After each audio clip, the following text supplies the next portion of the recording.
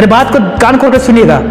पृथ्वी पर केवल यहूदी, फारसी, यूनानी लोग होसना के गीत गा रहे थे, लेकिन यहां यूहन्ना दर्शन में क्या देख रहे हैं? हर एक कुल, हर एक भाषी, हर एक प्रकार के जाति, धर्म, सभी प्रकार के भाषा बोलने वाले वहां इकट्ठे हैं। एक ऐसी भीड़ जिसकी कोई गिनती नहीं है, और वो सभी गीत गा रहे हैं स्वर्ग पर होसना।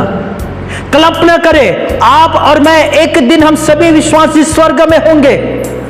हालेलुया। और हम सभी को एक श्वेत वस्त्र देगा, हाथ में खजूर की डालियां होगा, और हम गीत गाएंगे उद्धार के लिए, जीवन के लिए, मुक्ति के लिए, छुटकारा के लिए और अनंत जीवन देने के लिए दाऊद के पुत्र की होसना, उसकी जय हो, उसकी जय हो। हालेलुया। हम भी उस भीड़ में रहेंगे दोस्तों, मैं विश्वास करता हूं। हमारे भी हाथ में खजूर की डालियां रहेगा। हालेलुया। और ये कपड़ा बदल जाएगा और एक श्वेत कपड़ा हम धारण करेंगे दोस्तों, और हम भी उसके साथ गीत गाएंगे। बाइबल कहता है मत्ती 21:10 में, यरूशलेम के नगर में हल्ला मच गया, हलचल मच गया दोस्तों। अब विश्वास करिए दोस्तों, जिस दिन यीशु मसीह का दूसरा आगमन होगा ना, उस दिन भी हुल्लड़ होगा, हलचल मच जाएगा, पृथ्वी कांप उठेगा, पृथ्वी हिल जाएंगे, और बहुत सारे लोग छाती पीट पीट कर पछताएंगे, लेकिन जो विश्वासी है वो गीत गाते हुए उसकी महिमा में प्रवेश करेंगे। इसलिए में हलचल मच गया ना दोस्तों, तो लोग पूछने लगे, ये कौन है भाई? ये कौन है, हलचल मचा दिया यरूशलेम में?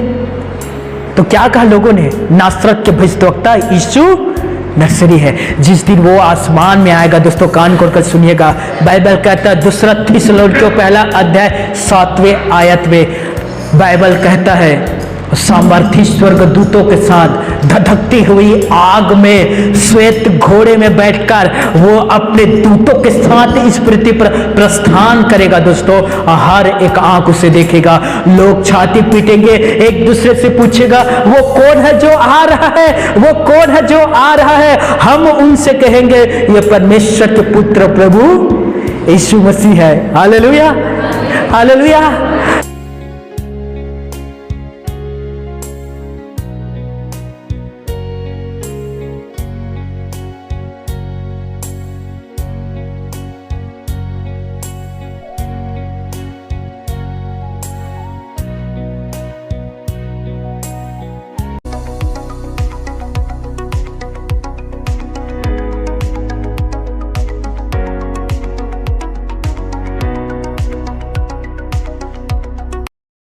आज पाम संडे अर्थात खजूर रविवार है, और इसे खजूर रविवार कहा जाता है दोस्तों। और पवित्र सप्ताह भी कहा जाता है, क्योंकि आज से 7 दिन बहुत महत्वपूर्ण होता है दोस्तों। और आप सभी को इस बात के पता होना चाहिए, यह आने वाले 7 दिन हम विश्वासियों के लिए बहुत महत्वपूर्ण सप्ताह होता है दोस्तों। देखिए, मैं जानता हूं आप लोग क्रिसमस के बारे में सभी को पता होता है, राइट? यीशु मसीह जन्म लिया और चरनी में उसे रखा गया, और हम क्रिसमस के बहुत सारे खुशियों को मनाते हैं दोस्तों। क्रिसमस सॉन्ग, गीतों को भी हम लोग गाते हैं, राइट? लगभग क्रिसमस सभी को पता होता है, लेकिन ये जो पाम संडे है, इसके विषय में बहुत कम लोगों को ज्ञात होता है। याद रखिए दोस्तों, मैं फिर से कह रहा हूँ, ये 7 दिन हम विश्वासियों के लिए बहुत महत्वपूर्ण होता है। बहुत सारे विश्वासी भाई बहन अपना समय इन 7 दिनों में अधिक समय प्रार्थना में गुजारते हैं, वो उपवास रखते हैं। बहुत सारे लोग 40 दिन के उपवास रखे हुए हैं, और ये 7 दिन के भी बहुत सारे विश्वासी भाई बहन उपवास रखते हैं। और बहुत सारे विश्वासी भाई बहन बहुत चीज़ों का परहेज करते हैं, जैसे कोई मांसाहारी है तो ये 7 दिन मांस नहीं खाते, वो प्रभु के साथ बिताना उन्हें अच्छा लगता है, सामने ला कर रखते हैं, माफ़ी मांगते हैं दोस्तों। याद रखिए, जब प्रभु यीशु मसीह यरूशलेम में प्रवेश करता है, लोग उनके स्वागत करता है, हम आगे देखेंगे। लेकिन स्वागत के साथ साथ वे लोग चिल्ला कर कह रहे थे, होशाना हमें बचा, होशाना हमें बचा। किन चीज़ों से उन्हें बचाने के विषय में कह रहा था? किन चीज़ों से? क्या वे लोग गुलाम थे? क्या उन पर कोई शासन कर रहा था? क्या लोग उनके साथ क्रूर व्यवहार कर रहे थे? फिर वो लोग क्यों चिल्ला कर कह रहे थे हमें बचा? क्यों? वो लोग यरूशलेम में रह रहे थे दोस्तों,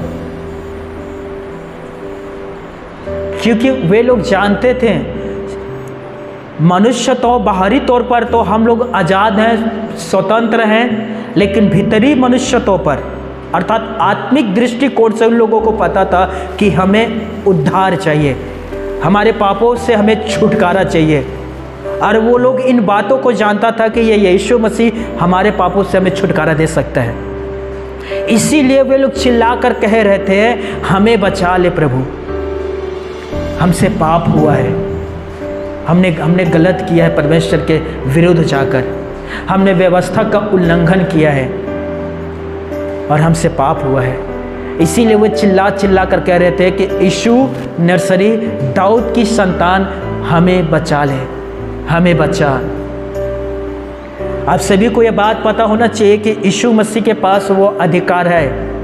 यीशु ने कहा परमेश्वर ने मुझे यह अधिकार दिया है कि मैं लोगों के पापों से उन्हें छुड़ा लूं, और यीशु के पास वो सामर्थ्य है दोस्तों। यदि आपसे भी भयानक पाप हुआ है, यदि आपने जाने अनजाने में गलतियां की हैं, मैं जानता हूं बहुत सारे लोगों ने व्यभिचार किए हैं, मैं जानता हूं बहुत सारे लोगों ने हत्या किया है अपनी आत्मा का, बहुत सारे लोगों ने गर्भपात किए हैं, अबॉर्शन, बच्चों को गिरा दिए हैं, वो भी हत्या है। उत्पत्ति में कहता है जो कोई लहू बहाएगा उसका लहू उसी के शरीर से बहाया जाएगा। बाइबल में गर्भपात को पाप कहा गया है, हत्या कहा गया है। कोई भी अपने बच्चों को ना गिराए, और जो कोई भी अपने बच्चों को गिरा देता है, गर्भपात कराता है, अबॉर्शन, वो हत्यारे हैं। यूहन्ना का पत्री 3 अध्याय में लिखा है किसी भी हत्यारे में अनंत जीवन नहीं होता। कोई भी हत्यारा परमेश्वर के राज्य में प्रवेश नहीं कर सकता। यदि किसी से व्यभिचार हुआ है, किसी से चोरी हुआ है, किसी से हत्या हुआ है, आपको भी कहना होगा होशाना, हे यीशु हमें बचा। केवल यीशु मसीह है जो आपके पापों से आपको छुटकारा दे सकता है। केवल यीशु मसीह है जो आपके पाप को धो सकता है, और उसके अलावा कोई भी आपके पाप को नहीं धो सकता, क्योंकि यीशु मसीह ने यूहन्ना मत्ती 15 में कहा था एक अंधा दूसरे अंधे को रास्ता नहीं दिखा सकता, दोनों गड्ढे में गिरेंगे। यीशु क्या कह रहा है दोस्तों? एक पापी दूसरे पापी के पाप क्षमा नहीं कर सकता। मुझे बताइए, एक जो चोरी करता है क्या दूसरे चोर का पाप क्षमा कर सकता है? नहीं। एक चोरी करने वाला व्यक्ति दूसरे चोरी करने वाले व्यक्ति के साथ मिलकर बड़ा चोरी करेगा। यीशु ने क्यों कहा यूहन्ना 10 में, मुझसे पहले जितने भी इस पृथ्वी पर आए हैं, अवतार लिए हैं, वे सभी चोर हैं, और चोर केवल चोरी करने, घात करने और नष्ट करने के लिए आता है। यीशु जानता था कि मुझसे पहले जितने इस पृथ्वी पर आए हैं वे सभी आत्माओं को नष्ट करने के लिए आए थे। वे सभी जितने आए थे लोगों को गलत सिद्धांत और गलत शिक्षा देकर गए हैं दोस्तों। इसीलिए आज लोग चोरी करते हैं, इसीलिए लोग आज एक की जगह 4-4 पत्नी बना कर रखते हैं, क्योंकि वे लोग कहते हैं वो तो खुद इतना सारे पत्नी बनाए थे, तो हमारे बनाने में नाजायज क्यों, हम भी बना लेते हैं। जब वो किसी की पत्नी के साथ गलत काम किया तो हम किसी की पत्नी के साथ गलत कर रहे तो गलत क्या है, जबकि वो कर रहे तो हम क्यों नहीं। यीशु क्यों कहा दोस्तों, वे सभी जितने मुझसे पहले आते वे सब चोर और डाकू है, और वो लोगों को नष्ट करने के लिए आए थे। लेकिन यीशु मसीह कहता मैं आया हूं कि लोगों को जीवन दूं और बहुतायत का जीवन दूं। हालेलुया। इस बात को याद रख लीजिए, केवल यीशु मसीह ही है जो आपके पापों से आपको छुटकारा दे सकता है, और याद रख लीजिए उसके अलावा कोई भी आपके पापों से आपको छुटकारा नहीं दे सकता। क्यों केवल प्रभु यीशु मसीह आपके पाप से आपको छुटकारा दे सकता है? क्योंकि उसने पवित्र, वैराग्य और सन्यासी की जीवन जिया दोस्तों। बाइबल कहता है उसके ऊपर दोष लगाया गया, फिर भी वो निर्दोष निकला। उसे जांच कर परख कर देखा गया, उसमें किसी भी प्रकार के दोष नहीं पाए गए दोस्तों। वह पवित्र जीवन जिया दोस्तों, इसीलिए वो पवित्र प्रभु यीशु मसीह आपके पाप से आपको छुटकारा दे सकता है। और अदरवाइज आप दूसरे के जीवन को परख कर देखेगा, उन सभी से पाप हुआ है, उन सभी ने पाप किया है, उन सभी ने बहनों के साथ शोषण किए हैं, उन सभी का तलवार चला है, लहू बहाया है दोस्तों। क्या कहते हैं, मैदानों में कत्ले आम हुआ है, लहू बहाया है। लेकिन यीशु मसीह कहता है अपने चेलों से अपनी तलवार अपनी मयान में रख, क्योंकि जो तलवार चलाएगा उसे तलवार से ही नष्ट किया जाएगा। यीशु मसीह तलवार नहीं चलाया, यीशु मसीह ने किसी के लहू नहीं बहाया, इसीलिए वो धर्मी जन है और इसीलिए वो लोगों को धार्मिकता के जीवन पर चलना सिखाता है, केवल प्रभु यीशु मसीह। हालेलुया। मेरे भाइयों मेरे बहनों, कभी भी किसी भी दूसरे के पीछे आंख बंद करके मत चलना। ये जो लोग हैं जो आपके पास आकर कहते हैं ना, कुछ भी कर लो, नाम लो, तुम्हारे पाप क्षमा हो जाएगा, उनसे पूछना कैसे नाम लेने से पाप क्षमा हो जाएगा। बाइबल कहता है जब जब इजराइल के लोगों ने पाप किया तब तक परमेश्वर क्रोधित हुआ। आपने पढ़ा है इब्रानियों 3, 16, 17, 18। बाइबल कहता है किन लोगों से परमेश्वर क्रोधित हुआ? क्या उन लोगों से नहीं मूसा के द्वारा मिस्र से उन इजराइलों को निकाला गया था? उन्हीं लोगों पर परमेश्वर क्रोधित हुआ जिन्होंने पाप किया। जब भी आपसे पाप होता है याद रखना परमेश्वर क्रोधित होता है, वो क्रोधित होता है। दाऊद ने पाप किया, सामुएल की पुस्तक में लिखा है परमेश्वर उससे क्रोधित हुआ। परमेश्वर के क्रोध कैसे शांत होगा दोस्तों? आप आकर कहोगे हे यीशु, हे यीशु, उसका क्रोध शांत हो जाएगा? हेलो, मैं अच्छी बात बता रहा हूं, कान खोल कर सुनिएगा। आप परमेश्वर के क्रोध को कैसे शांत करोगे? आपसे गलती हुआ, आप आकर कहते हैं हे यीशु, हे यीशु, या हे यहोवा, हे यहोवा, क्या उसका क्रोध शांत हो जाएगा? क्या चढ़ाओगे कि उसका क्रोध शांत हो जाएगा? क्या आकर आप रुपये पैसा को देगा उसका क्रोध शांत हो जाएगा? क्या सोना चांदी देने से उसका क्रोध शांत हो जाएगा? नहीं। परमेश्वर का क्रोध शांत कब होगा दोस्तों? जब आप तहे दिल से यीशु मसीह के पास आते हैं और अपने गुनाहों का पश्चाताप करते हैं, तब प्रभु यीशु मसीह आपको क्षमा करता है और यहोवा का क्रोध शांत होता है। यूहन्ना 14:6, बिना मेरे द्वारा कोई भी परमेश्वर के पास नहीं जा सकता, यह बात यीशु मसीह ने कहा। और ये बात आपको भी पता होना चाहिए। जब भी आपसे गलती होता है याद रखिए उस गलती को स्वीकार करिए, तब प्रभु यीशु मसीह आपको क्षमा करेगा और परमेश्वर का क्रोध शांत होगा। तब आप परमेश्वर के राज्य में प्रवेश कर सकते हैं, अन्यथा आप उसके राज्य में प्रवेश नहीं कर सकते। यह दिन, आज का दिन बड़ा दिन है दोस्तों, पाम संडे, खजूर की रविवार। याद रखिए आपको भी परमेश्वर के पास आकर चिल्लाकर कहना होगा होशाना, हमें बचा ले। हालेलुया। तब वो सुनेगा। ध्यान से सुनिए, जब आप पुकारोगे तब वो सुनेगा, आप पुकारेंगे नहीं तो वो नहीं सुनता है दोस्तों। आपको पुकारना होगा। मैं वचन पढ़ा रहा हूं, ध्यान से सुनिए, आपको पुकारना होगा। यीशु मसीह सड़क में चल रहा था, यीशु मसीह रास्ते पर चल रहा था। 2 अंधों ने पुकार कर कहा हे दाऊद की संतान हम पर दया कर। यीशु सुना कि नहीं सुना? बाइबल क्या कहता है? यीशु उनका शब्द सुनकर रुक गया। आप भी पुकारिए ना दोस्तों, आपकी प्रार्थना भी वो सुनेगा और आपकी प्रार्थना सुनकर वो रुकेगा और आकर आपसे पूछेगा बोल तुझे क्या चाहिए? तो फिर आपको जो चाहिए वो मांगना प्रभु से, क्योंकि मेरा कलाम कहता है मांगो तो तुम्हें दिया जाएगा, मांगिए आपको मिलेगा। पापों से छुटकारा आपको मिलेगा, चंगाई आपको मिलेगा, शैतान से आजादी आपको मिलेगा, आर्थिक जरूरत है भरपूरी से वो आपको देगा, आपको मिलेगा। अंधकार में है वो आपको ज्योति में लाएगा। जो आप मांगोगे वो आपको मिलेगा। हालेलुया। बोलो प्रभु यीशु मसीह की जय। आप सभी मेरे साथ निकालिएगा मत्ती रचित सुसमाचार 21 अध्याय 1 आयत से लेकर हम 11 आयत तक पढ़ेंगे।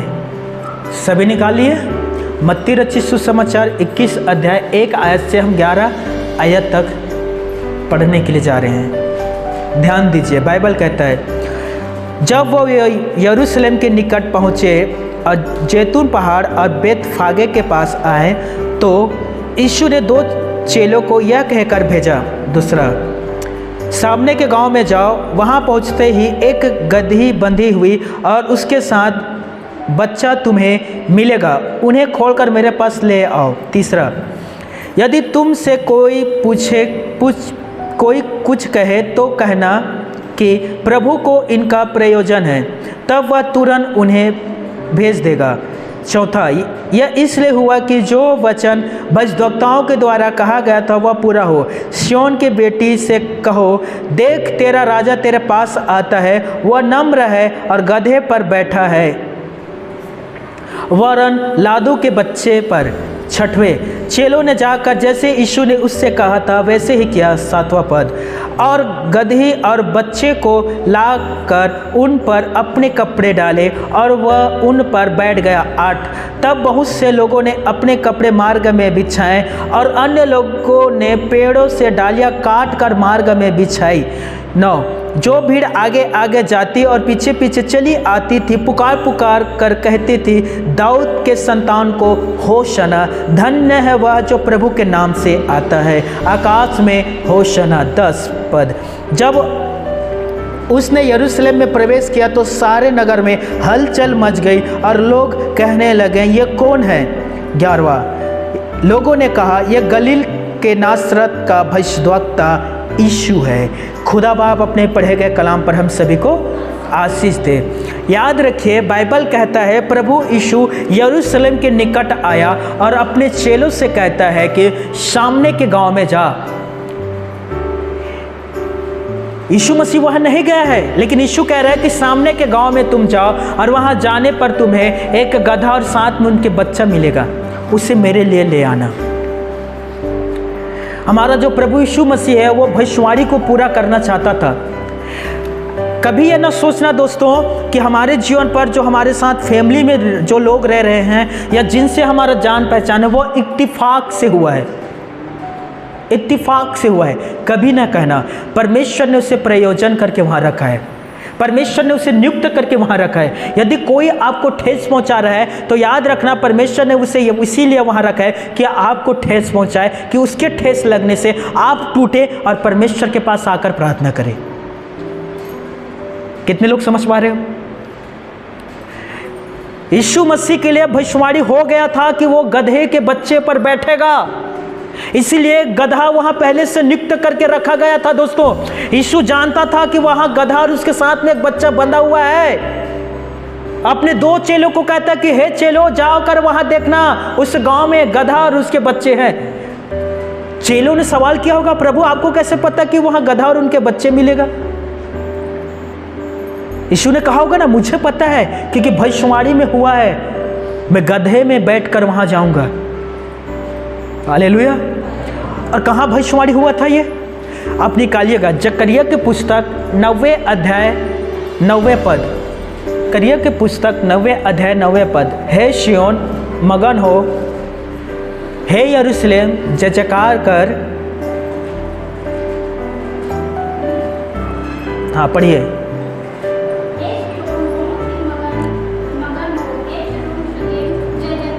हाँ, क्योंकि तेरा राजा तेरे पास आएगा, क्योंकि वो धर्मी और उद्धार पाया हुआ है।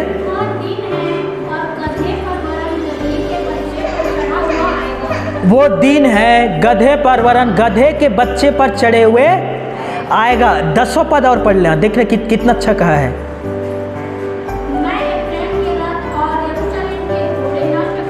मैं एप्रैम के रथ और यरूशलेम के घोड़े नष्ट करूंगा और युद्ध के धनुष तोड़ा जाएगा। यह युद्ध के लिए धनुष तैयार किया, उसे तोड़ा जाएगा। मैं शांति से बात करूंगा। यीशु मसीह ने कोई धनुष नहीं लिया, कोई तलवार नहीं लिया, वरन जो युद्ध के लिए घोड़े तैयार किए गए थे उसे भी वो नष्ट करेगा। वो किससे बात करेगा? यीशु मसीह शांति के द्वारा प्रजा से बात करेगा। हालेलुया। और वही काम प्रभु यीशु मसीह ने आकर किया दोस्तों, शांति से लोगों से बात किया। आपको ये बात पता होना चाहिए दोस्तों, हमारा जो प्रभु यीशु मसीह है वो भविष्यवाणी को पूरा किया, क्योंकि भविष्यवाणी में कहा गया था कि वो गधे में बैठकर आएगा, इसीलिए उसने गधे में बैठा। यीशु कहते हैं मत्ती 5:27 में, ये ना समझो कि मैं व्यवस्था और भविष्यवक्ताओं की पुस्तक को लोप करने अर्थात नष्ट करने आया हूँ। नहीं, मैं नष्ट करने नहीं वरन उसे मैं पूरा करने आया हूँ। हालेलुया। ये भविष्यवाणी हुआ था कि वो गधे के में बैठेगा और यरूशलेम में प्रवेश करेगा। वो बैठा और देखिए वो यरूशलेम में प्रवेश करने के लिए जाता है दोस्तों। एक सवारी था प्रभु यीशु मसीह का जिसमें कोई खर्चा नहीं था दोस्तों। और हमारे सवारी में कितना खर्चा होता है कि नहीं होता है? पेट्रोल डलवाओ, सर्विसिंग कराओ, हवा डलवाओ, टायर बदलो, कितना खर्चा होता है। लेकिन यीशु के सवारी में कोई खर्चा था नहीं, उसमें कोई खर्चा नहीं है। फ्री का उसे हरा हरा घास चरा दीजिए, फ्री का पानी पिला दीजिए, पेट भर गया, बैठ जाओ, फिर जहाँ चाहे वहाँ निकल जाओ। हालेलुया। मैं नोएडा दिल्ली में था दोस्तों, मुझे देखकर बड़ा आश्चर्य हुआ, सच कह रहा हूँ। मैंने वहाँ गधाओं को काम करते देखा और इंसान को आराम फरमाते देखा। मैं अब सोच रहे होंगे कैसे भैया, मैं बताता हूँ। 5 मंजिल का घर था, 5 माला का इमारत, और 5 माला में 5 मंजिल में ईंटों को चढ़ाना था। अब सोचिए एक मजदूर 5 मंजिल में ईंटा चढ़ाता तो कितने बार चढ़ा पाता दोस्तों? 2-3 बार, थक जाता। तो क्या किया सोचिए, इंसानों ने गधों के अगल बगल ईंटा लाद दिया और उसे सिखाया कि 5 मंजिल में चढ़ाना है, और उसके अगल बगल ईंटा रख दिया, और बाकायदा वो 5 मंजिल में चढ़ता था वो। और ऊपर में 5 माले में एक आदमी होता था, वो ईंटा निकालता था और उससे कहता था नीचे 5 माला जाना है। वो नीचे उतरता था और नीचे जो था ईंटा पैक करके उसे कहता था 5 मंजिल में चढ़ना है। और बड़ा वफादार जानवर था, वो 5 मंजिल में चढ़ता था। सच्ची बात है दोस्तों। क्या आपको कभी किसी ने कहा है कि तुम गधा हो? बी ऑनेस्ट, ईमानदारी से हाथ उठाएगा। कभी किसी ने आपसे कहा है कि तुम गधा हो? हाथ तो उठाइए। और शिक्षक जी, आप अपने बच्चों को नहीं कहते, स्टूडेंट को, गधा होमवर्क दिया था क्यों नहीं करके? हमारे मास्टर हमने खूब कहा है। देखिए बहुत सारे लोगों को कहा है कि नहीं तुम गधे हो। मुझे याद है एक दिन मेरी माँ काम कर रही थी, काम कर कर के वो थक गई थी, तब वो चिल्ला कर कहती है, एक घर पर केवल मैं ही तो गधी हूँ जो काम करेगी, खाना मैं ही पकाऊँ, है ना, सब्जी मैं ही पकाऊँ, चाय मैं ही बनाऊँ, लकड़ी मैं ही लाऊँ, सब काम मैं ही करूँ, मैं ही तो गधी हूँ। तो उस दिन मुझे याद आया, अच्छा मम्मी गधी, पापा गधा और मैं लादो ले हैं उसके बच्चे। हालेलुया। कभी कोई आपको कहेगा ना तुम गधे हो तो कहना तुम भी तो उसी के वंशज हो। Hallelujah, hallelujah. ध्यान से सुनिएगा, यीशु ने एक सवारी अपने लिए तैयार किया। वो कौन था? गधा, और उसमें बैठा हो।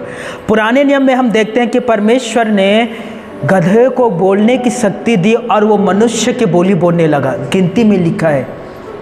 नए नियम में हम देखते हैं कि उसी गधे पर यीशु मसीह सवार होकर हुआ।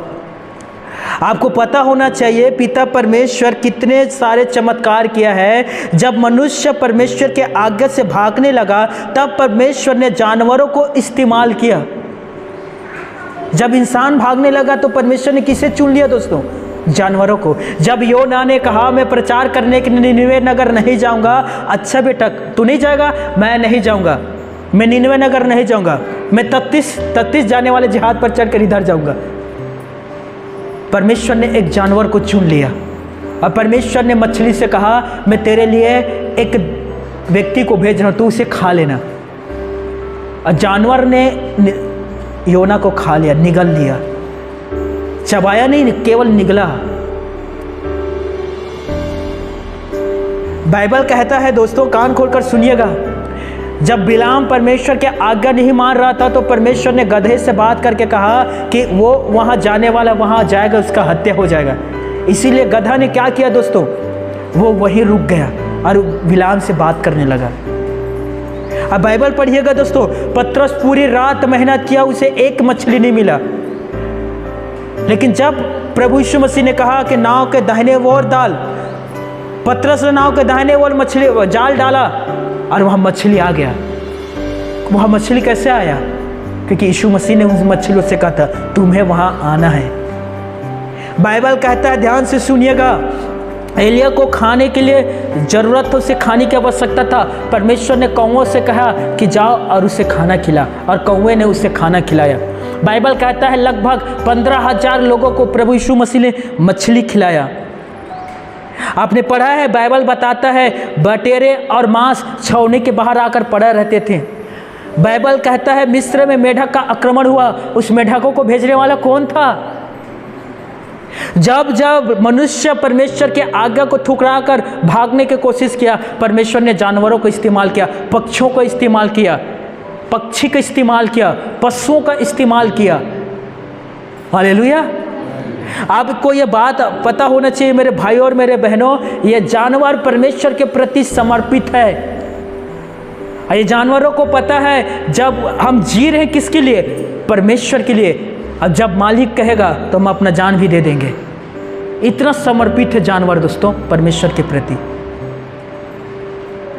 केवल इंसान ही है जो नादानियाँ के काम करते हैं, केवल इंसान ही है जो उसकी आज्ञा को बार बार ठुकराता है। इंसानों की सज़ा कितने बार जानवरों ने भुगता है। इंसानियों के जो गलती करते हैं उसकी सज़ा जानवरों को भी मिला है दोस्तों। जब जल पल्ले हुआ, जब सदोम और अमोरा नष्ट किए गए, वह जानवरों को भी सज़ा मिला। क्या आप परमेश्वर के प्रति समर्पित हैं? क्या आप भी जानवर के समान कह सकते हैं हम जिएंगे परमेश्वर के लिए, और जब मालिक कहेगा तब हम उसके लिए कुर्बान भी हो जाएंगे? क्या आप परमेश्वर के प्रति समर्पित हैं दोस्तों? मैं जानता हूं बहुत सारे लोग उनके प्रति समर्पित नहीं होते। समर्पित का अर्थ होता है दोस्तों अपना संपूर्ण मन से, संपूर्ण प्राण से, संपूर्ण बुद्धि से और संपूर्ण हृदय से परमेश्वर को पीछे चलना या परमेश्वर को दे देना। मैं समर्पण करता हूं आपको, मैं आपके पीछे चलूंगा। क्या आप अपने आप को समर्पण किया है परमेश्वर के प्रति? सोचिए, मैं सच्ची बात बता रहा हूँ, जो जानवरों को मैं आपको बता रहा हूँ बाइबल से लेकर ही बताया हूँ दोस्तों। इन लोगों को जो आज्ञा मिलता था ये लोग किया करते थे। क्या आप समर्पण है परमेश्वर के प्रति? गधे ने अपने सृजनहार को अपने पीठ में बैठाने के लिए तैयार था गधा अपने पीठ में सृजनहार को अपने बैठाने के लिए। क्या आप तैयार हैं प्रभु के लिए अपने आप को समर्पण करने के लिए? कितने लोग, आप ईमानदारी से बताना दोस्तों कि सच में आप प्रभु से तहे दिल से प्यार करते हैं और प्रभु से कहते हैं कि प्रभु मैं चलूंगा, जो भी हो जाए मैं तेरे पीछे चलूंगा, जो भी हो जाए मैं तुझे पुकारूंगा। ब्रदर एंड्रू अपनी पुस्तक में लिखता है कि उनके चाहने वालों के लिए, जो प्रभु को चाहते थे, ऐसे समय आया दोस्तों कि उन्हें जेल में पीटा गया, माफ करना, जेल में डाला गया विश्वासियों को। सच्ची बात है ये। जल्लादों से कहा गया यदि ये लोग आराधना करते हुए तुझे सुनाई देगा इन्हें पीटना। जेलर ने कहा यदि ये लोग आराधना करते हुए तू सुनता है इन्हें पीटना। अरे बात विश्वासियों को भी पता था। सुबह हुआ, सुबह के 4 बजे जल्लाद सोए हुए थे, विश्वासी गाना गा रहा था प्रभु यीशु मसीह का, उसका धन्यवाद कर रहा था यीशु मसीह का जेल के अंदर, और वो धन्यवाद करते हुए इस गीतों को गा रहे थे, प्रभु का धन्यवाद करूंगा, उसकी संगति में सदा रहूंगा। जल्लाद सोए हुए थे दोस्तों और वो परमेश्वर की आराधना कर रहे थे। अचानक वो आराधना की आवाज जल्लाद के कानों पर पड़ा, वो उठा, जेलर का आज्ञा था। जल्लाद अपना अस्त्र शस्त्र धारण करता है और वो दरवाजा खोलता है और अंदर जाता है और विश्वासियों को बेरहमी से पीटने लग जाता है। और वो आराधना कर रहा था, वो गीत गा रहा था, वे लोग उसे पीट रहे थे, वो गीत गा रहा था, वे पीट रहे थे, वो गीत गा रहा था, वो पीट रहे थे। अंत में जल्लाद थक गया, विश्वासी मार खाते खाते चमड़ी उधड़ गया, वो भी रुक गया। जल्लाद बाहर आता है। अब विश्वास करोगे, विश्वासी ने वह कहा, प्रभु तेरा धन्यवाद, हम आराधना करके मार खाकर खुश हो गए, और वो मार कर मारने वाला मारते हुए खुश हो गया, वो भी खुश, हम भी खुश, ऊपर वाला भी खुश। Hallelujah, hallelujah. क्या लगता है दूसरा दिन आराधना नहीं हुआ होगा? दूसरा दिन भी आराधना हुआ। जल्लाद फिर मारा, जल्लाद मारता था, वो खुश होता था, विश्वासी मार खाकर खुश हो जाता था। यह होता समर्पण। यह नहीं गांव के 2 लोग इकट्ठे हो गए और बोलते हैं तो यीशु मसीह को मानता है, तुझे छोड़, नहीं तो समाज से अलग कर देंगे, हम अभी छोड़ देते हैं। तो अभी कभी यीशु मसीह आपको हम बर्खास्त करते हैं। यह समर्पण नहीं है। यीशु ने क्या कहा लुक्का 9:24-25 में? यीशु ने कहा, वहां लिखा है, जो कोई भी व्यक्ति मेरे लिए अपना प्राण देता है वो उसे फिर से पा लेता है, और जो कोई अपना प्राण बचाने की कोशिश करता है वो उसे खो देता है हमेशा के लिए। हालेलुया। अब देखिए दोस्तों, कोरिया चले जाओ, कोरिया में कितने 60 से 70 हजार लोग, मसीह लोग जेल के अंदर बंद है। 60 से 70 हजार मसीह लोग बंद है, पास्टरों को तो मार दिए गए। और आपको पता है वो कितना सख्त कानून है? यदि आपके पास बाइबल मिलेगा ना तो आपको तो सजा देगा, आपके आने वाले 3 पीढ़ी को भी सजा देगा। आप भी जेल में रहोगे, आपके आने वाले 3 पीढ़ी भी जेल में रहेगा, केवल एक बाइबल रखने से। इतना बड़ा सजा है। फिर भी वहाँ मसीही पनप रहे, फिर वो वहाँ लोग मसीह को मान रहे हैं, फिर भी वहाँ लोग कुर्बान हो रहे हैं मसीह के लिए, क्योंकि उन्हें पता है आज हम अपना प्राण दे रहे हैं, कल ही से फिर से ले लेंगे। Hallelujah, hallelujah. ये जानवरों में भी ये फितरत है दोस्तों। इसीलिए यीशु मसीह ने कहा वहां आ जा, वो सारे मछली आ गए। यीशु ने कहा 155-56 मछली आ जा, 155-56 मछली आ गए कुर्बान होने के लिए, क्योंकि मालिक ने कहा है। हम उसकी आज्ञा को कैसे टाल सकते हैं? वो कहा है, हमें जाना पड़ेगा। हालेलुया, बोलो प्रभु यीशु मसीह की। प्रभु यीशु मसीह ने चेलों से कहा, जाकर उस गधे को मेरे पास ले आ। यीशु मसीह उस गधे को लेकर आता है। तैयार था गधा दोस्तों सवारी के लिए, तैयार था गधा यरूशलेम जाने के लिए, और यीशु मसीह उसमें बैठता है और सवार होकर वो यरूशलेम के पास जाता है। जाते जाते वो अपने चेलों से कहता है, मार्ग में कान खोलकर सुनिए, देखो हम लोग यरूशलेम जा रहे हैं, लोग हमें पकड़ेंगे, प्रधान याजक शास्त्री फरीसी लोग हमें पकड़ेंगे, पकड़कर मुझ पर दोष लगाएंगे, और मुझ पर दोष लगाकर मुझे अन्य जातियों के हाथ में सौंप देंगे, और वे लोग मुझे मारेंगे, कोड़े मारेंगे और मुझे क्रूस में चढ़ा देंगे, परंतु तुम लोग डरना नहीं, मैं तीसरे दिन जी उठूंगा। मार्ग में ही यीशु मसीह कहता है अपने चेलों से, दोस्तों कान खोलकर सुनिएगा, ये आपको मिलेगा मत्ती रचित सुसमाचार 20 अध्याय 17, 18, 19 पद में। चेलों को ये बात पता था कि यीशु मसीह के साथ यरूशलेम में क्या होने वाला है। कान खोलकर सुनिएगा। अब यीशु मसीह यरूशलेम में प्रवेश करता है और प्रभु के स्वागत के लिए लोगों ने अपना कपड़ा बिछा दिया, और लोगों ने पेड़ के डालियां हाथ में लेकर वे लोग गीत गाने लग गए। एक भीड़ पीछे था, एक भीड़ सामने था, और वे लोग गाकर कहने लग गए, दाऊद के पुत्र को होशना, धन्य है वे जो उसके नाम से आते हैं, आकाश में होशना। यीशु मसीह जानता था दोस्तों, जानने के भी बावजूद वो यरूशलेम में प्रवेश करता है। हे मेरे भाइयों और हे मेरी बहनों, यदि आपको ये बात पता चलता है कि 5 दिन के बाद आपके साथ क्रूर व्यवहार होने वाला है, भयानक व्यवहार आपके साथ किया जाएगा, क्या आप उस नगर में जाओगे? बताइए। चलिए एक छोटा सा उदाहरण है।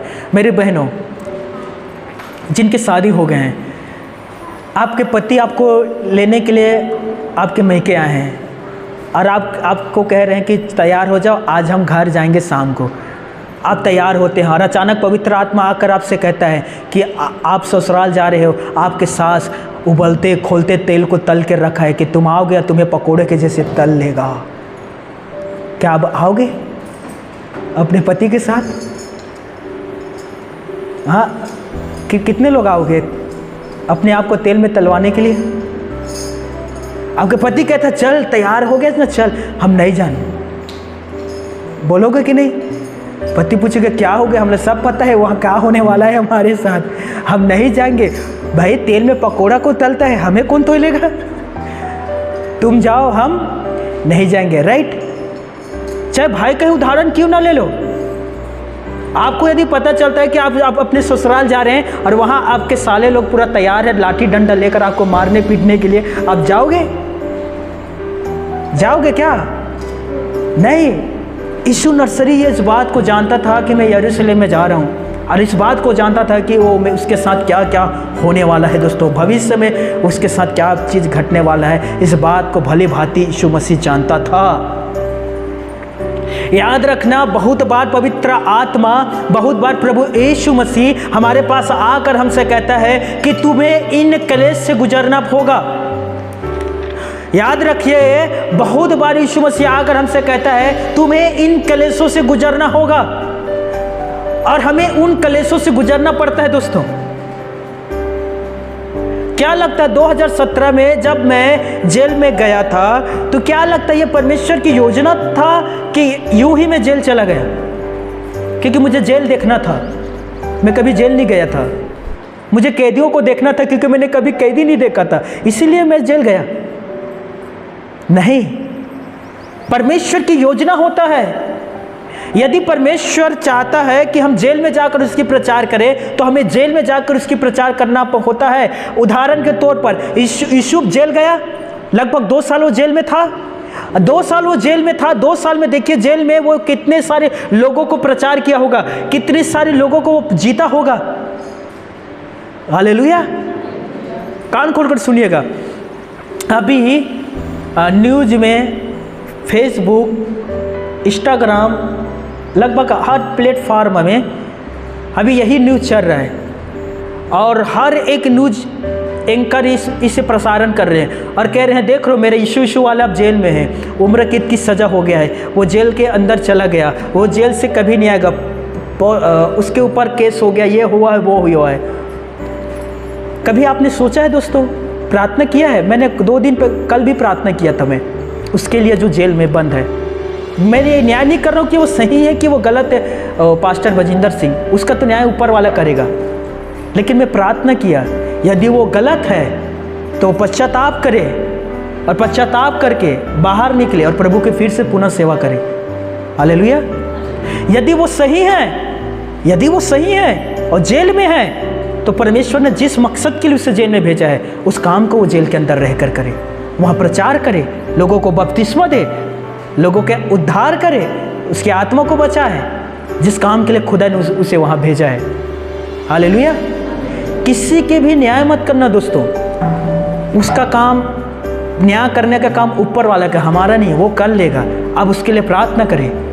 हर एक जेल जाने वाला व्यक्ति गलत नहीं होता दोस्तों। हालेलुया। बहुत बार बहुत सारे लोगों के ऊपर बेमतलब के दोष लगाए जाते हैं, बहुत सारे लोग खुन्नस निकालने के लिए दोष लगा देते हैं। सच्ची बात है, एक लड़की 17 साल की पुलिस थाना जाकर कहती है कि मेरे पापा मेरे साथ गलत किया है, और पुलिस उसे पकड़कर जेल में डाल देता है। कोई जांच नहीं, कोई पूछताछ नहीं, कुछ भी नहीं। 10 साल वो जेल में रहता है, उसके परिवार, रिश्तेदार सब उससे मुंह फेर लेते हैं। 24 साल के बाद पता चलता है, जब वो व्यक्ति, उस व्यक्ति का मृत्यु हो जाता है, 24 साल के बाद उस लड़की ने गलत इल्ज़ाम लगाया था, उसके बाप ने उसके साथ कुछ नहीं किया था। बहुत बार लोग ना गलत चीज़ों के वजह से, खुन्नस की वजह से दोष लगा देते हैं। मैं क्या कह रहा हूँ, यदि पास्टर बजिंदर सिंह सही है या गलत, ऊपर वाले देख लेगा। हमारा काम है कि हम उसके लिए प्रार्थना करें। यदि वो गलत है, पश्चाताप करे, बाहर आए, परमेश्वर उसे पुल से पुल पीट देगा और फिर से उसको समाचार सुनाएगा, और पहले से ज़्यादा लोग आएंगे उसके पास। आमीन, हालेलुया। और यदि वो सही है, तो परमेश्वर ने जिस मकसद के लिए उसे जेल के अंदर डाला है, वो काम को करे, प्रचार करे। प्रभु के एक महान दास ने कहा था, जो चीन में प्रचार करते, जेल जाना पुरस्कार पाना है।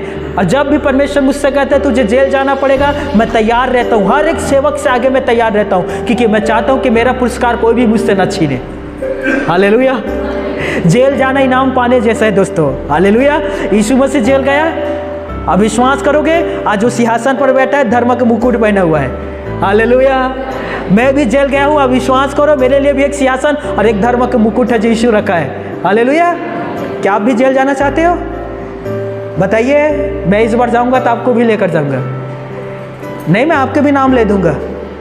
मैं ही केवल अकेला सेवक नहीं हूँ, मेरी बहन पद्मनी भी है, मलिता भी है, संजू भी है, हालेलुया, प्रदीप है, राजू है, खिलेश्वर है, सबको लेकर जाऊंगा, आपको भी नाम मिलेगा। Hallelujah, hallelujah. कितने लोग तैयार हैं? हाथ उठाइए। फॉर्मेलिटी के लिए उठा दो, दिल रखने के लिए ही उठा दो मेरा। हाँ, मेरा दिल तो रहेगा। हालेलुया। जिस दिन अरेस्ट करने के लायक मैंने नाम लिखूंगा, इसका इसका इसका, और वो आपको बुलाएगा, हाँ तू भी है, क्या हम नहीं हैं? इसने तो तुम्हारा नाम रखा, लिखा है, लिखवाया है। कौन ये कौन है? मैं खुद नहीं जानता इसे। बहन मैं हूँ, भाई मैं तुम्हारे घर आया था, तुमने मुझे खाना खिलाया, मैंने तुम्हारे लिए प्रार्थना किया, तुम बीमारी से ठीक हुए, दुष्ट आत्मा से, मैं हूँ। मैं नहीं जानता भैया इसे। एक किस गांव में रहता है मुझे पता ही नहीं, इसीलिए मैं सबका फोटो खींच कर रखा हूँ। सबका वीडियो फोटो बनाए, कोई झूठ नहीं बोल सकते, प्रूफ के साथ दिखाऊंगा। ये देखो, ये कौन है? तो ये मैं नहीं हूँ, मेरा डुप्लीकेट है ना, मेरे डुप्लीकेट है। मैं सुनीता, ये मेरे डुप्लीकेट अनीता। ये अनीता है, मैं सुनीता हूँ, ये डुप्लीकेट है। मैं जानता हूँ आपके पास बहुत सारे बहाने होंगे। हालेलुया, बोलो प्रभु यीशु मसीह की जय। हमने पढ़ा, लोगों ने खजूर की डालियाँ लेकर गीत गा रहे थे और कह रहे थे होशाना। चलिए मैं आपको ना भविष्य के बाद बताने जा रहा हूँ जो यूहन्ना ने देखा। एक दिन ऐसा आने वाला है दोस्तों, अभी हम देखिए ये खजूर की डालियाँ लेकर रखे हुए हैं ना दोस्तों, खजूर की डालियाँ, और हम गीत गाते हैं होशाना, राइट। एक दिन ऐसा भी समय आएगा दोस्तों कि हम स्वर्ग में खजूर की डालियाँ लेकर उसके लिए गीत गाएंगे। अब मेरे साथ निकालिएगा प्रकाशित वाक्य 7वें अध्याय 9, 10, 11। जल्दी निकालिए प्रकाशित वाक्य 7वें अध्याय 9, 10, 11।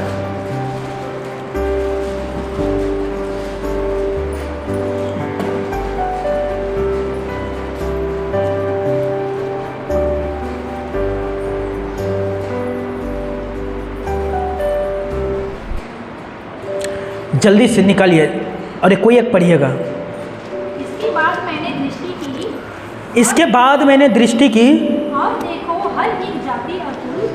हर एक जाति कुल और लोग और भाषा में से हाँ ऐसी बड़ी भीड़ जिसे कोई गिन नहीं सकता था, ऐसे बड़ी भीड़ जिसे कोई गिन नहीं सकता था, श्वेत वस्त्र पहने और अपने हाथों में खजूर की डालियां लिए हुए हाँ सिंहासन के सामने और मेमने के सामने खड़ी है। देखिए एक बड़ी भीड़ दोस्तों जिसका कोई गिनती नहीं है, और वो लोग क्या कर रहे हैं? श्वेत वस्त्र और क्या हाथ में खजूर की डालियां लिए हुई खड़ी हुई है। यूहन्ना दर्शन देखता है दोस्तों, क्या बदला है? देखिए पृथ्वी पर भी लोग होशाना के गीत गा रहे थे कपड़ा पहनकर, क्या बदला? वे लोग जो पृथ्वी पर होशाना गीत गा रहे थे उन्हें भी कपड़ा पहनाया गया, लेकिन वो कपड़ा श्वेत है।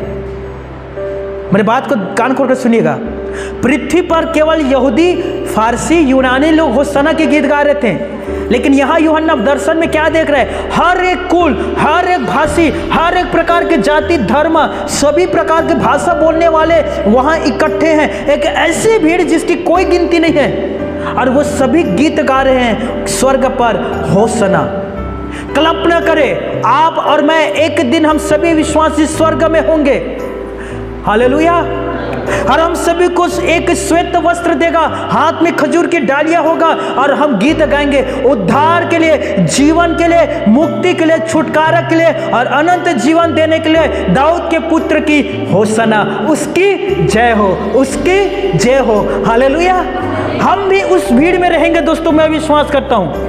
हमारे भी हाथ में खजूर की डालियां रहेगा। हालेलुया। और ये कपड़ा बदल जाएगा और एक श्वेत कपड़ा हम धारण करेंगे दोस्तों, और हम भी उसके साथ गीत गाएंगे। बाइबल कहता है मत्ती 21:10 में, यरूशलेम के नगर में हल्ला मच गया, हलचल मच गया दोस्तों। अब विश्वास करिए दोस्तों, जिस दिन यीशु मसीह का दूसरा आगमन होगा ना, उस दिन भी हुल्लड़ होगा, हलचल मच जाएगा, पृथ्वी कांप उठेगा, पृथ्वी हिल जाएंगे और बहुत सारे लोग छाती पीट पीट कर पछताएंगे। लेकिन जो विश्वासी है वो गीत गाते हुए इसकी महिमा में प्रवेश करेंगे। हालेलुया। जब यरूशलेम में हलचल मच गया ना दोस्तों, तो लोग पूछने लगे, ये कौन है भाई, ये कौन है, हलचल मचा दिया यरूशलेम में। तो क्या कहा लोगों ने, नासरत के भविष्यद्वक्ता यीशु नर्सरी है। जिस दिन वो आसमान में आएगा दोस्तों, कान खोलकर सुनिएगा, बाइबल कहता है दूसरा थिस्सलुनीकियों पहला अध्याय 7वें आयत में बाइबल कहता है, सामर्थी स्वर्गदूतों के साथ धधकती हुई आग में श्वेत घोड़े में बैठकर वो अपने दूतों के साथ इस पृथ्वी पर प्रस्थान करेगा दोस्तों। हर एक आंख उसे देखेगा, लोग छाती पीटेंगे, एक दूसरे से पूछेगा वो कौन है जो आ रहा है, वो कौन है जो आ रहा है। हम उनसे कहेंगे ये परमेश्वर के पुत्र प्रभु यीशु मसीह है। Hallelujah, hallelujah. उस दिन एक बड़ा काम होगा, हम लोगों को बताएंगे वो परमेश्वर के पुत्र प्रभु यीशु मसीह है। कलाम कहता है दोस्तों, सूर्य अपना उजाला बंद कर देगा, वो उजाले नहीं देगा, चंद्रमा लाल हो जाएगा, तारे टूटकर इस पृथ्वी पर गिरेंगे और यीशु मसीह आएगा। कितना अद्भुत नज़ारा होगा दोस्तों, सोचिए। ये इस समय था पाम संडे, खजूर की रविवार, वहाँ हुल्लड़ हुआ था। एक बार यीशु मसीह आएगा, पूरा पृथ्वी पर हुल्लड़ होगा दोस्तों। हालेलुया। कितने लोगों को ये गीत याद है, वहाँ हालेलुया हुल्लड़ होएगा, वहाँ हालेलुया जमघट होएगा। प्लीज मेरे साथ, हालेलुया चिल्लाऊंगा जब देखूंगा यीशु को, वहाँ हालेलुया हुल्लड़ होएगा, वहाँ पर मैं यीशु से मिलूंगा, पतरस पानी पर फिर ना चलेगा,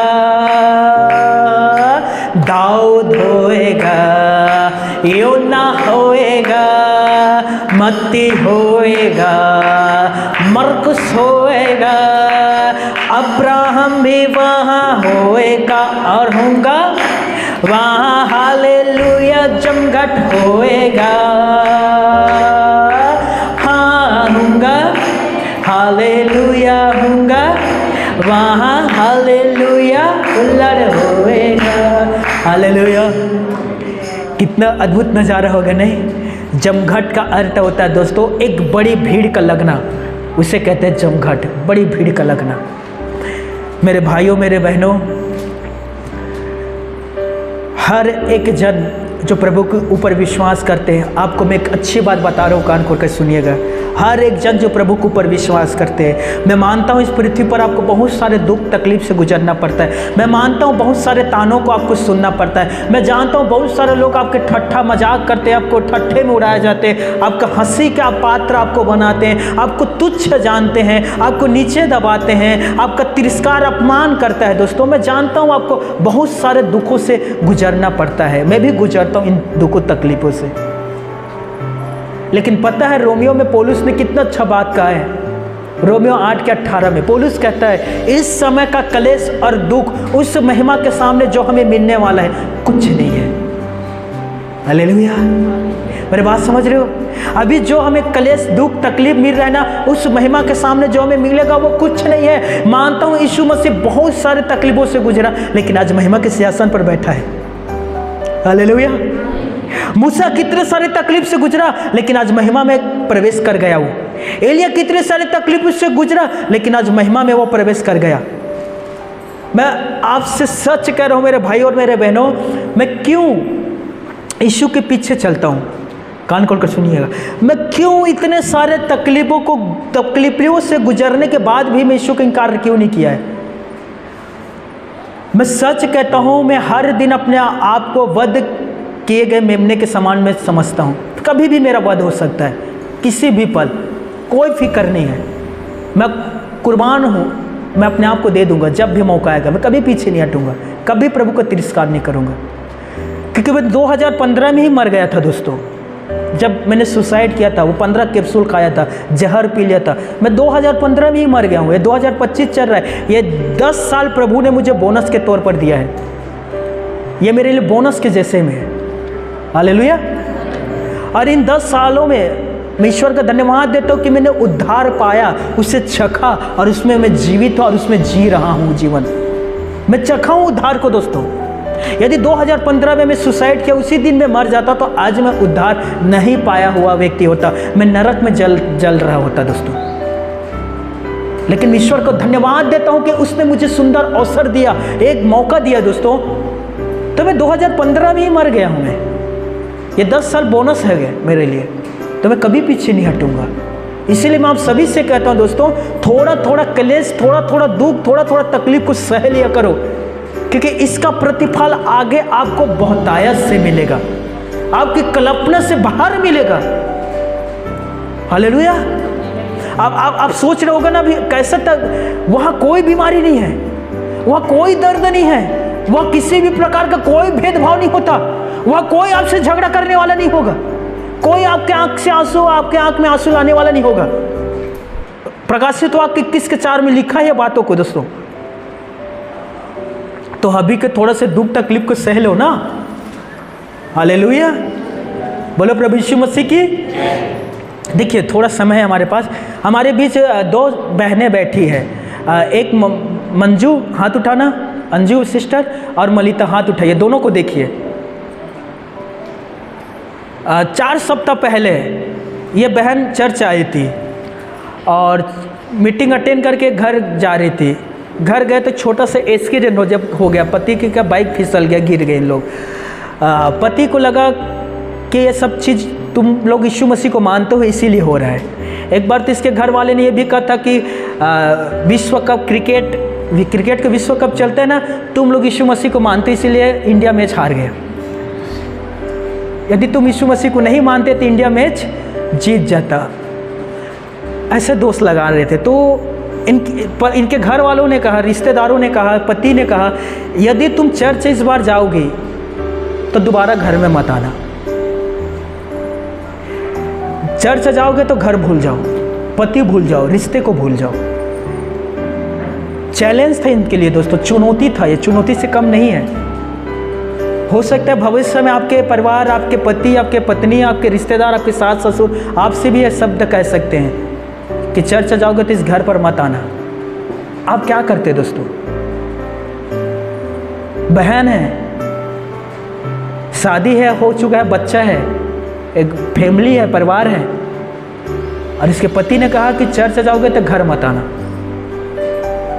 बहन लोग प्रार्थना कर रहे थे, मैं भी प्रार्थना कर रहा था। अब वो दिन आया दोस्तों, अगले रविवार प्रभु भोज का दिन था। दोनों बहन ने डिसाइड किया जो भी होगा देखा जाएगा, हम तो चर्च जाएंगे ही। और दोनों बहन चर्च आई और प्रार्थना सभा में अटेंड हुए, प्रभु भोज ली। मेरा मन उधर लगा हुआ था, मैं फ़ोन करके पूछा क्या हुआ, पति क्या कह रहा है, घर बुला रहे कि मत आओ कह रहा है, घर बुला रहे तो वहाँ जाओगे, नहीं बुला रहे तो मेरे घर जाओगे। Hallelujah, hallelujah.